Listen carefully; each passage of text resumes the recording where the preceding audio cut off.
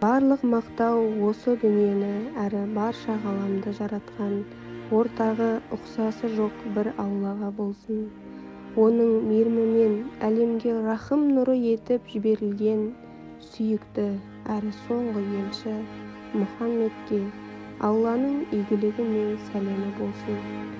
Бұл Рабби-әл-әуәл айы мұсылмандар үшін жүректе орны бар, ерекше қарсы алатын қасиетті айлардың бірі.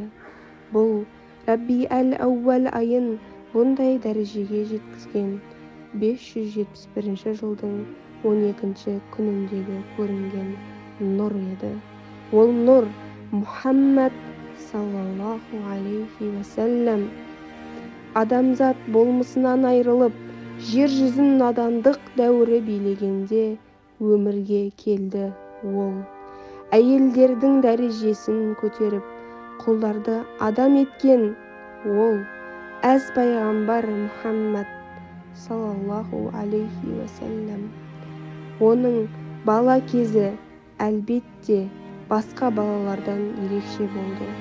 Ол сүт анасы Халиманың үйінде жүргенде олардың малы әдеттегіден ерекше етті, сүтті, мол әрі майлы бола бастады. Ол жерді қуаңшылық басқанда сұқ саусағын аспанға көтеріп жаңбыр жауғызды. Ол алыс сапарларға шыққанда үнемі оны бұлттар аптап ыстықтан қорғап көлеңке болатын. Пайғамбар Мұхаммад саллаллаху алейхи вассалам 25 жасында сүйікті жары Хадишаға үйленді. Адам баласының көңілін қалдыруды білмейтін жаны нәзік пайғамбар 40 жастағы Хадиша анамыздың айтқан ұсынысынан бас тартпай отау құрып еді. Олардың бақытты некелерінен 6 бала өмір есігін ашқан болса, жалпы пайғамбарымыздың Қасым, Абдулла, Зейнеп, Руқия, Үммі Күлсім, Фатима, Ибрахим атты 7 баласы болды. Пайғамбарлықтың келуі 410 жыл, 40 жас. Алланың елшісі, оған Алланың игілігі мен сәлемі болсын. Әдеттегідей хақты іздеп, оңашада ой түзу үшін Хира үңгіріне барды. Бұл күн Рамазан айы дүйсенбі болатын. Кенет күн сияқты, тіпті одан алып, одан жарық бір жаратылыс көрінді көзіне. Жақындап келді де: «Мен Жәбірейілмін, сен Алланың пайғамбарысың, оқы», деді. «Мен оқуды білмеймін», деді қобалжыған пайғамбар. Жәбірейіл періште оны кеудесінен қысып: «Оқы», деді. Пайғамбар оқу білмейтінін тағы қайталады. Осы көрініс бірнеше рет қайталанған соң Әлақ сүресінің бастапқы 5 аяты ислам тарихында алғашқы уахи болып қалған еді. Ол пайғамбарлық атты жауапкершілікті аса мұқияттылық әрі сабырмен көтере білді. Ол дінді ашық уағыздау кезінде туыстарынан көп қиянат көрсе де мойымады. Бір бүтін ел оны балағын қан жоса қылып таспен атқылағанда, бір дұға етсе қолында тұр, Алла оларды жермен жексен етер еді. Бірақ ол олай жасамады. «Мен әлемге мейірім пайғамбары етіп жіберілдім», деді. Жай ғана. Ол осы Алланың дінін әкелуші міндеті жолында аштыққа да шыдады. Балаларын да көзінің тірісінде айрылды. Туған жері Меккеден де қуылды. Қамқоршы әкесі Әбу Талиптен содан соң пайғамбарлығына күмән келтірмеген сүйікті жары Хадишадан да айрылды. Бірақ жасымады, ісін жалғастыра білді.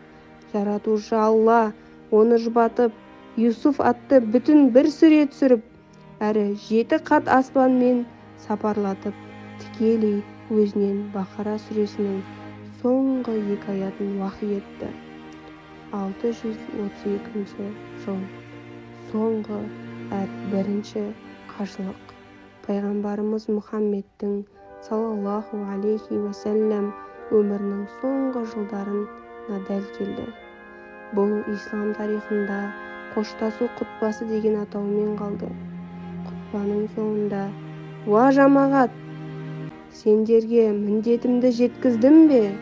деп сұрағанда жамағат: «Сен Алланың елшісің, насихат айттың, міндетіңді адал атқарғаныңа куәміз» деді бір ауыздан. Кезінде яһуди әйелдің берген ұлы 63 жасқа толған шағында қайта өршіді. Әз пайғамбар өзіне дүние әлде ақырет деп 3 рет таңдау берілгенде ұлы Раббысымен жолығуды таңдап еді. Оның жолдастары Наср сүресі түскенде сезді оның бұл дүниеден кетуге әзір жүргенін. 632 жыл. Рабби-әл-әуәл айы, дүйсенбі. Дүние есігін ашқан ай енді мәңгілік мекені Жәннәти Фирдаусқа шақырып тұр. Мәдина қаласында Айша анамыздың отауында мәңгілікке аттанбаққа Әзірейіл періште күтіп тұр. Қызы Фатима шыдамастан: «Әкем, қиналды ғой!» деп жылап жіберді. Әкесінің қозысы: «Бұл күннен кейін әкең еш қиналмайды» деген Алланың сүйікті елшісі сұқ саусағын көтеріп Раббысынан жанын кеудесін тастап кетуіне көмек сұрап кете барады. Хақтың да үмметінің де сүйіктісі бола білген Мұхаммад ибн Абдуллахтың қабірі бүгінде Мәдина қаласындағы Жасыл күмбезді мешітінде орналасқан.